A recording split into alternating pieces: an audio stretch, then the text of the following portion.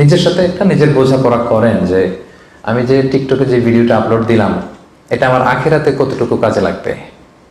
এই টিকটকের কন্টেন্টগুলো নিয়ে আপনি কিয়ামতের দিন দাঁড়াবেন, ইউটিউবের ভিডিওসগুলো নিয়ে আপনি কিয়ামতের দিন আল্লাহর সামনে দাঁড়াবেন, এবং আপনার কাছে একটা ডিজিটাল আপনার এন্ড্রোস করা একটা আমলনামা দেয়া হবে, এবং দেখে আপনি বলবেন মা লি হাযাল কিতাবি লা ইউগাদিরু সাগীরাতান ওয়ালা কাবীরাতান ইল্লা আহসাহা।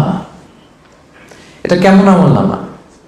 ছোট খাটো, ওই যে টিকটক করছিলাম, ওই যে ইউটিউব ভিডিও বানাইছিলাম, ওই যে একজনের একটা গালি মারছিলাম ফেসবুকে কমেন্ট বক্সে ঢুইকা, এখন তো স্বাধীন, নিরঙ্কুশ স্বাধীনতা, ঢুকে যাকে ইচ্ছা প্রাইম মিনিস্টারকে গালি দেওয়া যায়, যাকে মনে চায় দেদা আসছে গালি দিচ্ছে, যেহেতু সামনে নাই।